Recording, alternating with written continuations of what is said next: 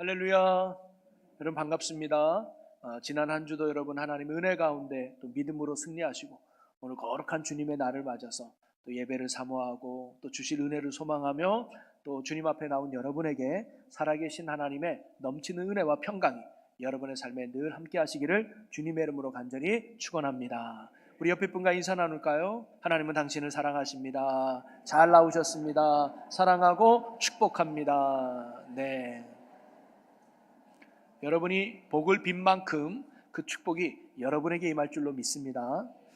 저는 오늘 집사님이 봉독한 본문 말씀을 가지고 준비된 신앙이 마지막을 결정한다 라는 제목으로 하나님의 말씀을 함께 나누고자 하는데요. 어느 학교 중학교의 수학 시간이었어요. 그 수학 선생님이 갑자기 쪽지 시험을 본다는 거예요. 그랬더니 굉장히 학생들이 당황합니다. 전혀 준비가 안 됐으니까요. 그런데 평소에 수학 실력이 별로 없던 친구가 쪽지 시험에 좋은 성적을 받은 거예요. 아니 어떻게 이렇게 성적을 좋게 받았어? 알고 보니까 이 친구가 쪽지 시험 볼 걸 알고 있었어. 그래서 미리 공부를 했던 거예요. 그거 어떻게 알게 됐냐 물어보니까 한 달 전에 우연히 교무실에 갔는데 수학 선생님 책상 위에 수첩이 펼쳐져 있어서 봤는데 몇 월 며칠 몇 반 쪽지 시험 적혀 있는 거예요. 그래서 한 달 뒤에 수학 선생님이 쪽지 시험 보는구나. 그래서 수업 잘 듣고 나름 준비했다는 거예요. 그래서 그 친구가 쪽지 시험에 좋은 성적을 얻었다는 거죠. 여러분, 그 친구가 갑작스런 쪽지 시험에 좋은 성적을 얻을 수 있었던 이유는 하나예요. 준비했기 때문이잖아요. 여러분, 어떤 일이든 준비만 잘해 두어도 대부분 좋은 결과를 얻게 되는 줄로 믿습니다. 우리가 건물을 지을 때도 시험을 준비할 때도 작은 행사 하나를 치를 때도 중요한 것은 뭐냐면 준비를 잘하는 데 있지 않을까요? 왜냐하면 준비한 만큼 결과가 달라지기 때문이죠. 그리고 준비된 자와 준비되지 않은 자의 차이는 그 순간이 오면 반드시 드러나게 되어 있다는 거예요. 쪽지 시험을 딱 봐보면 평소에 준비를 했느냐 안 했느냐 드러나는 것처럼 말이죠. 여러분, 우리의 인생도 우리가 알 수 없는 가장 중요한 날이 갑작스럽게 올 때가 있습니다. 그 날이 언제냐? 주님 앞에 서는 날입니다. 이 땅에서 목숨을 끊어져서 주님 앞에 설 날이 반드시 이 땅에 살아가는 누구에게나 다 오는 날이라는 거예요. 인류의 마지막 때 또는 죽음으로 주님 앞에 설 날이 온다는 거죠. 그래서 저희가 오늘 25장을 읽었지만 24장은 어떤 말씀이에요? 마지막 때 있을 징조에 대해서 예수님이 이야기해 주잖아요. 그러면서 25장은 이런 마지막 때를 살아가는 성도들이 어떠한 신앙으로, 어떠한 준비된 신앙으로 살아가야 되는지를 예수님이 세 가지 비유를 통해서 우리에게 가르쳐 주셨습니다. 오늘 우리가 다 읽지는 않았지만 첫 번째 비유는 뭐냐면 신랑을 맞이하는 열처녀 비유, 두 번째가 달란트 비유, 그리고 세 번째가 오늘 우리가 읽은 마지막 때에 오른쪽 왼쪽으로 나누게 되는 양과 염소의 비유, 이 세 가지 비유예요. 그런데 이 세 가지 비유의 공통점 두 가지가 있습니다. 첫째는 뭐냐면 아무도 모를 때 그 날이 갑자기 온다는 거예요. 신랑도 모를 때 오고요, 주인도 모를 때 오고요, 그리고 목자도 모르는 날에 양과 염소를 구별한다는 거예요. 또 하나의 공통점은 뭐냐면 무엇을 준비했느냐가 마지막을 결정짓더라는 거예요. 신랑이 왔을 때 기름을 준비된 처녀만이 신랑과 함께 혼인잔치에 들어갈 수 있었습니다. 주인이 왔을 때 준비된 종만이 칭찬을 들을 수 있었습니다. 목자가 왔을 때 준비된 의인만이 오른쪽으로 들어갈 수 있었다는 거예요. 똑같은 마지막을 맞이했지만 결과가 이렇게 다른 이유는 그들이 준비된 자들로 살았기 때문이에요. 그러면서 오늘 말씀은요, 하나님 나라 백성은 마지막 때를 기다리는 사람이 아니라 준비하는 사람이라는 것을 가르쳐주는 말씀입니다. 예수님이 세 가지 비유는요, 마지막을 기다리는 우리가 반드시 준비하고 있어야 될 세 가지 영역에 대해서 예수님이 가르쳐 주고 계십니다. 그리고 그 세 가지는 각각 따로 떨어져서 지내는 말씀이 아니라 마지막을 준비하는 성도의 세 가지 모습을 하나의 흐름으로 예수님이 가르쳐 주시는 말씀이에요. 그러면서 저는 오늘 예수님이 말씀하신 이 세 가지 비유를 통해서 마지막 때를 살아가는 우리가 무엇을 준비해야 되는지를 나눠보면서 저와 여러분이 마지막 때에 믿음으로 잘 준비하여서 주님 만나는 그날 기쁨으로 주님 품에 안기는 구원의 영광을 누리는 저와 여러분 모두가 될 수 있기를 주님의 이름으로 간절히 축원합니다. 자, 그러면서 첫 번째 열처녀 비유를 통해서 예수님이 가르쳐 주고자 하는 것은 뭐냐면 믿음을 준비하는 삶이에요.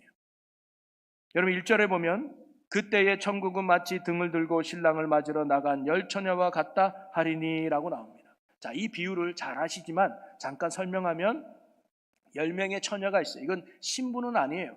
신부를 돕는 들러리, 즉 신부 친구들이었습니다. 그래서 이들은요 등을 준비하고 있다가 신랑이 오면 등에 불을 밝혀서 신랑을 신부 있는 곳으로 인도하는 역할을 하는 게 이 열처녀였어요. 여러분 사실 유대 결혼 풍습과 우리나라는 많이 다르죠. 유대 땅의 결혼 풍습은 남녀가 결혼을 약속하면 남자가 집에 가서 결혼할 준비를 하는 거예요.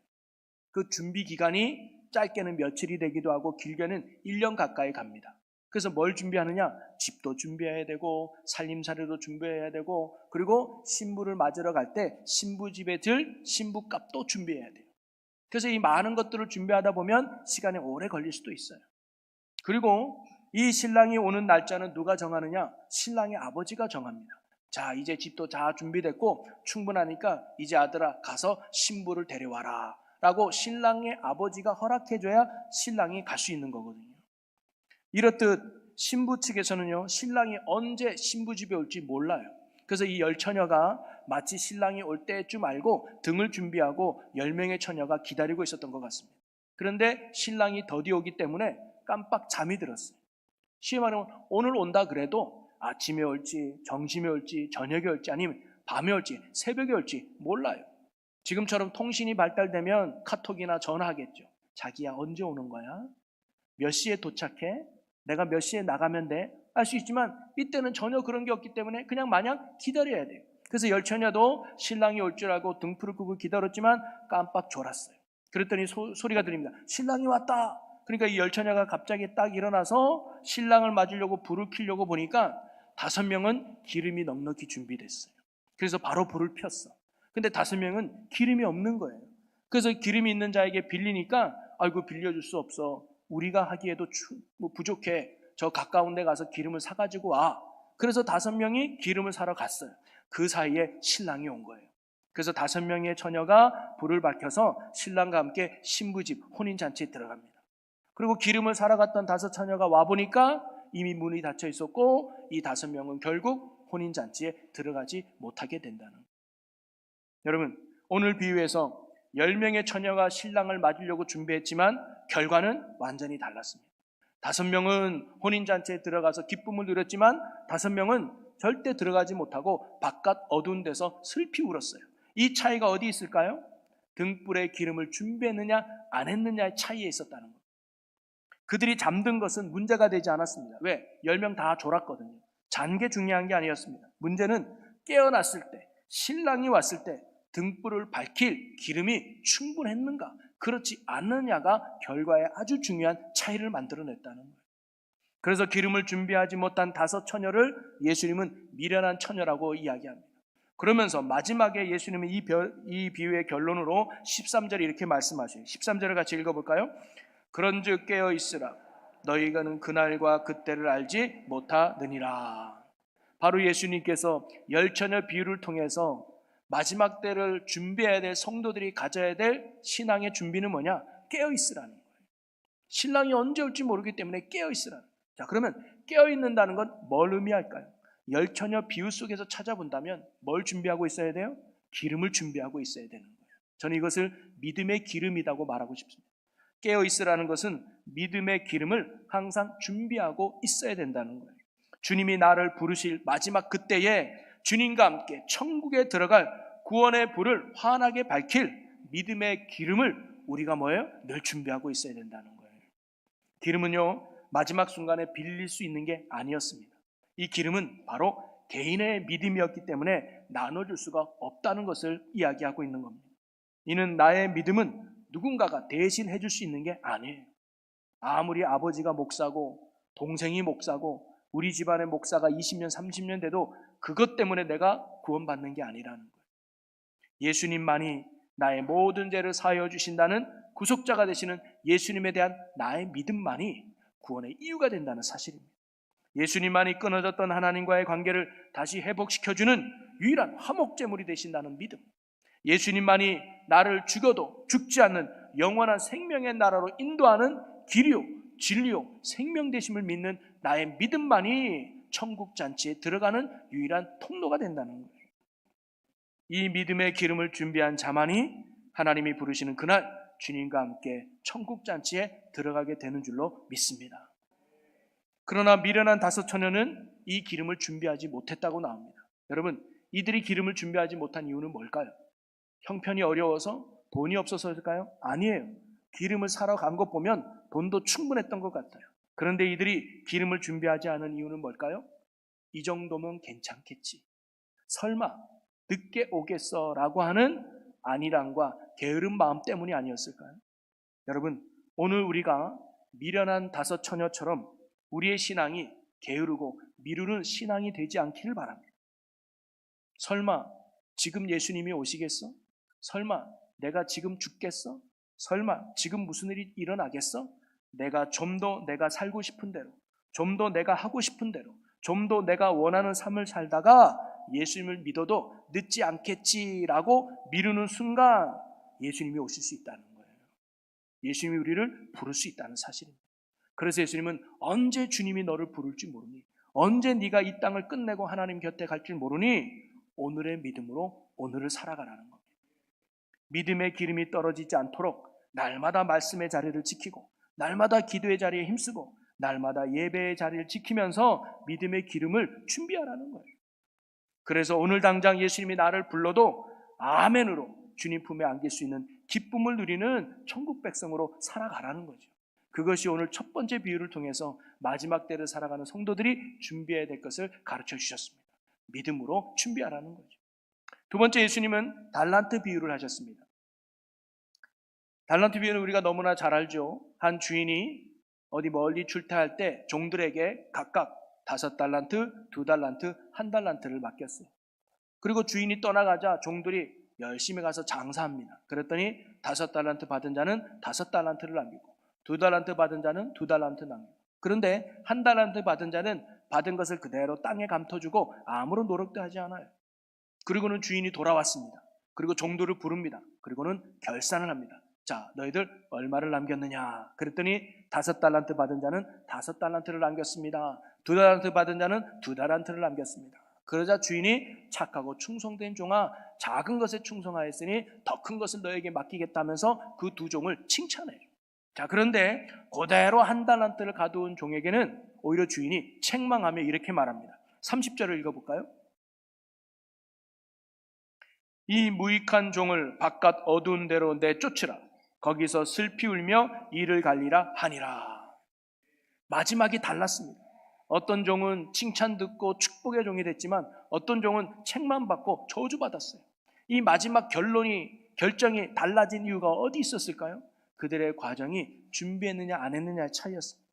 바로 이 비유를 통해서 마지막 때 준비하는 우리에게 예수님이 가르쳐 주시고자 했던 것은 무엇이냐면, 우리도 반드시 하나님 앞에 결산할 날이 온다는 거예요.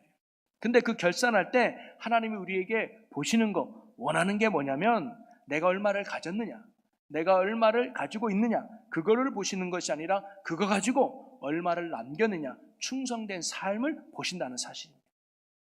오늘 비유 속에서 주인이 종들에게 각각 필요한 달란트를 주었던 것처럼 오늘도 하나님은요, 구원받은 성도에게 그에게 맡겨질 사명을 하나님이 허락하셨습니다. 그 사명의 크기와 양은 서로 다를 수 있습니다. 어떤 사람에게는 5달란트 분량의 사명이 될 수도 있고요, 어떤 사람은 2달란트 분량의 사명이 될 수도 있고요, 어떤 사람은 보잘것없는 1달란트의 사명처럼 보일 수도 있습니다. 그런데 중요한 것은 몇 달란트를 가지고 있느냐가 아니었습니다. 얼마나 많은 것을 가지고 있느냐, 얼마나 큰 사명을 가지고 있느냐가 아니라 그것을 가지고 얼마를 남겼느냐, 얼마나 성실하게 충성을 다했느냐라는 사실을 우리 하나님이 보신다는 거예요. 여러분, 제가 전에도 말씀드린 것 같은데 저희 교회 개척 작은 교회 사모님이 계시는데, 이 사모님이 비록 교회가 작아서 할 일이 없지만 이 사모님은 너무 바빠요. 매일같이 어린이집 쉼터 같은 데서 아이들을 가르치기도 하고, 노인복지회에 가서 가르치기도 하고, 이분이 교사 출신이라 막 이렇게 어디 가든지 막 가르치고 섬기는 일을 너무 바쁘게 하는 거예요. 그래서 아니 사모님 힘드실 텐데 왜 그렇게 바쁘게 열심히 사세요? 라고 여쭤봤더니 그분이 한마디 하시는데 제가요 하나님 앞에 갔을 때 부끄럽지 않으려고요. 그래요. 저는 그 말이 아직도 제 마음에 많이 울림이 됩니다. 어느 교회를 맡고 있느냐 중요하지 않은 것 같아요. 큰 교회냐 작은 교회냐 중요하지 않아요. 직분이 뭐냐 중요하지 않아요. 내가 얼마나 많은 돈을 가지고 있느냐도 중요하지 않아요. 내가 이 사회의 사장이냐 종업원이냐 교수냐 학생이냐 신분 중요하지 않은 것 같아요. 하나님이 정말 우리에게 보시는 건 그러면 그것 가지고 그 자리에서 그 힘을 가지고 얼마를 남겼느냐 우리의 충성된 사명을 얼마나 감당했느냐 그 내용을 하나님이 보신다는 거죠. 그러니 여러분 우리는요 내가 가진 것은 너무 비교하지 않기를 바랍니다. 어떤 사람은 저렇게 능력이 많냐 저 사람은 저렇게 은사가 많냐 저 사람은 저렇게 좋은 게 많냐 비교할 것이 아니라 내게 주어진 것에 감사하고 작은 것이라 할지라도 내게 맡겨진 사명을 잘 감당해내는 것 그게 하나님이 기뻐하는 성도의 모습이라는 거예요. 목사인 저에게 비교해 본다면 도시에서 수만 명 모이는 큰 교회에 담임할 수도 있겠죠. 그런데 저기 섬에서 교인이 한두 명밖에 없는 아주 힘든 교회를 맡아서 담임할 수도 있겠죠. 근데 하나님이 우리에게 보시는 건 큰 교회냐 작은 교회냐가 중요한 게 아니라 크면 큰 대로 작으면 작은 대로 내가 목사로서 얼마나 성실하게 그 일들을 감당하고 있느냐를 하나님이 보신다는 거예요. 여러분 우리도 마찬가지입니다. 어느 교회를 다니느냐가 중요한 게 아니라 그 교회에서 내가 성도로서 얼마나 성실하게 사명을 감당하며 살아가고 있느냐. 내 직분이 뭐냐가 중요한 게 아니라 지금 내가 직분으로서 그 직분답게 내가 사명을 잘 감당하며 살아가고 있느냐 그게 중요하다는 거예요. 여러분 교회 생활뿐만 아니라 우리의 가정 생활도 마찬가지일 겁니다. 내 아내가 어떤 여자냐 내 남편이 어떤 남편이냐 우리 부모가 어떤 부모냐 내 자녀가 어떤 자녀냐는 사실 중요하지 않는 것 같아요. 중요한 건 내가 그 아내의 남편으로 또는 내가 그 남편의 아내로서 또는 내가 그 자녀의 부모로서 또는 내가 그 부모의 자녀로서 내가 해야 될 일들을 감당해내는 것. 그것이 하나님이 우리에게 원하는 삶의 내용이고 이것이 바로 마지막 때에 준비해야 될 성도의 태도요 자세인 줄로 믿습니다. 그러니 오늘 저와 여러분이 어느 자리에 있든지 우리에게 주어진 삶의 자리에서 하나님께서 맡겨진 이 복음의 사명을 성실하게 충성되게 잘 감당하여 마지막 때에 칭찬 듣는 저와 여러분 모두가 되기를 주님의 이름으로 간절히 축원합니다. 마지막으로 예수님은 양과 염소의 비유를 세 번째로 하셨습니다. 양과 염소의 비유의 내용은요 마지막 때가 되면 목자가 양과 염소를 서로 분리해 놓듯이 하나님이 의인과 죄인을 분리한다는 거예요. 의인은 오른쪽에 죄인은 왼쪽으로 구별한다는 거예요. 그래서 오른쪽에 있는 의인에게는 예수님이 이렇게 말씀하세요. 34절에 보니까 내 아버지께 복을 받을 자들이여 나와 창세로부터 너희를 위하여 예비된 나라를 상속받으라. 오른쪽에 있는 의인들에게는 축복의 말을 하는 거예요. 그리고 왼쪽에 있는 죄인들에게는 뭐라고 얘기하느냐 41절에 또 왼편에 있는 자들에게 이르시되 저주를 받은 자들아 나를 떠나 마귀와 그 사자들을 위하여 예비된 영원한 불에 들어가라. 그들은 오히려 저주의 말을 듣습니다. 똑같은 마지막인데 누구는 오른편에 서서 축복의 말을 듣고 누구는 왼편에서 저주의 말을 들어요. 여러분 그 기준이 어디에 있을까요? 양과 염소를 나누는 기준은 무엇일까요? 오른편과 왼편을 나누는 기준은 뭘까요? 복을 받을 사람과 저주를 받을 사람의 기준은 어디에 있었을까요? 그게 예수님께서 세 번째로 마지막 때를 준비해야 될 성도의 자세를 말하고 있습니다. 그것은 입으로 하는 신앙 고백을 넘어서 사랑을 실천하는 삶에 있다는 가르침입니다. 여러분 오른쪽에 선 자들을 향해서 예수님이 왜 너희가 복을 받을 자들인지 예수님이 이렇게 말씀하셔요. 35절과 36절을 우리 다 같이 한번 읽어보겠습니다. 내가 줄일 때에 너희가 먹을 것을 주었고 목마를 때에 마시게 하였고 나그네 되었을 때에 영접하였고 헐벗었을 때에 옷을 입혔고 병들었을 때에 돌보았고 옥에 갇혔을 때에 와서 보았느니라. 너희들이 왜 복받는 자리에 있는 줄 아니? 내가 배고플 때 먹였고 내가 목마를 때 마시게 했고 내가 어려울 때 니들이 나를 섬기고 도와줘서 그래. 그랬더니 의인들이 오른쪽에 선 자들이 말합니다. 저희가 언제요? 언제 예수님을 도와주고 언제 예수님을 먹이고 언제 예수님을 섬겼습니까? 우린 그런 적 없는 것 같은데요. 그랬더니 예수님이 40절에 이렇게 말씀합니다. 40절 같이 읽어보겠습니다. 임금이 대답하여 이르시되 내가 진실로 너희에게 이르노니 너희가 여기 내 형제 중에 지극히 작은 자 하나에게 한 것이 곧 내게 한 것이니라 하시고. 아멘. 지극히 작은 자에게 한 것이 곧 예수님께 한 것이라고 이야기하는 거예요. 연약한 자, 부족한 자, 그를 먹이고 도와준 건 그것이 곧 나에게 한 거야. 그래서 내가 너희를 복된 자리로 인도한 거야 라고 말하는 거예요. 여러분, 왼편에 있는 저주받은 사람들에게도 예수님은 동일한 말씀을 하세요. 42절과 43절에 왜 너희를 저주하는 자리에 올리는지 아느냐? 42절 43절 읽어봅니다. 내가 줄일 때에 너희가 먹을 것을 주지 아니하였고 목마를 때에 마시게 하지 아니하였고 나그네 되었을 때에 영접하지 아니하였고 헐벗었을 때에 옷 입히지 아니하였고 병들었을 때와 옥에 갇혔을 때에 돌보지 아니하였느니라 하시니. 너희가 내가 목마를 때 마시지 않고 배고플 때 먹이지 않고 내가 헐벗었을 때 너희들이 나를 섬기지 않았기 때문이다. 그랬더니 이들도 동일하게 말합니다. 저희가 언제 그랬습니까? 언제 예수님을 안 섬겼습니까? 저희는 그런 적 없는데요. 그랬더니 예수님이 동일하게 45절에 이렇게 말합니다. 같이 읽어봅니다.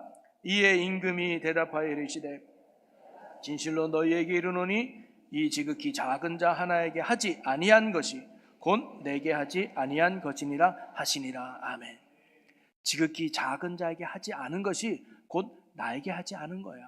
그래서 너희들은 멸망받아 마땅할 자리에 서 있는 거야 라고 하시는 거죠. 그러면서 마지막에 이렇게 말씀합니다. 46절 읽어볼까요? 그들은 영벌에 의인들은 영생에 들어가리라 하시니라. 아멘.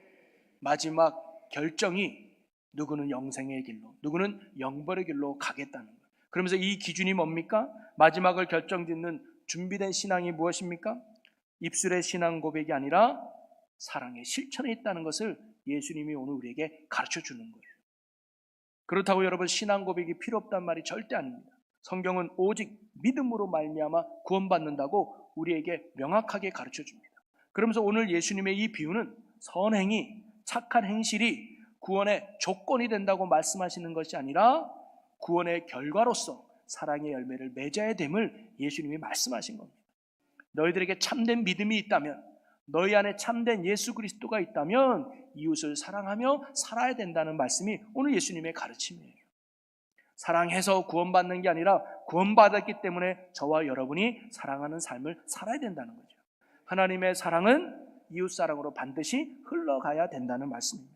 바로 마지막 때에 성도가 준비해야 될 것이 뭐냐? 바로 사랑의 열매라는 거예요.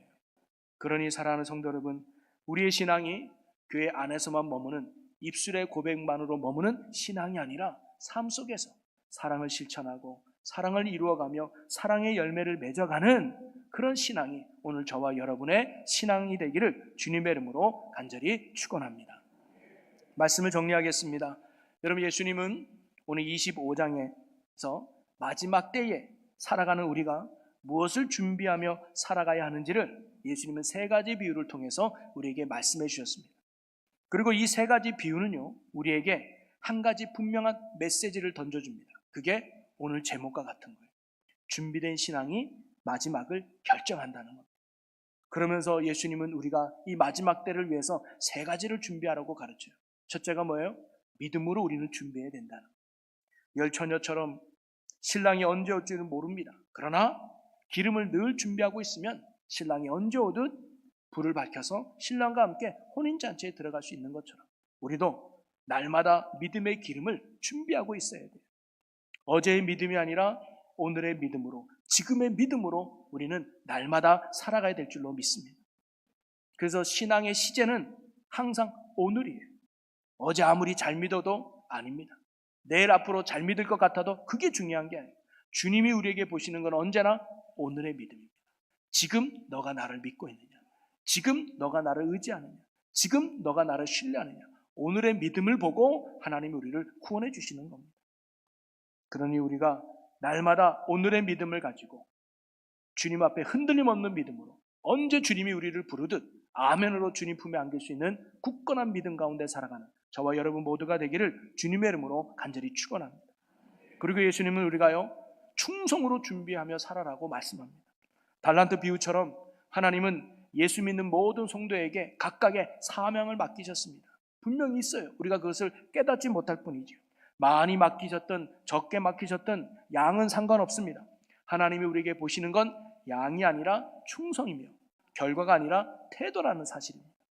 맡은 일에 충성하는 성도에게 주님은 양이 많든 적든 잘하였더라 착하고 충성된 종아 하시며 우리를 칭찬하며 하나님의 영원한 기쁨의 나라로 우리를 인도해 주실 것입니다.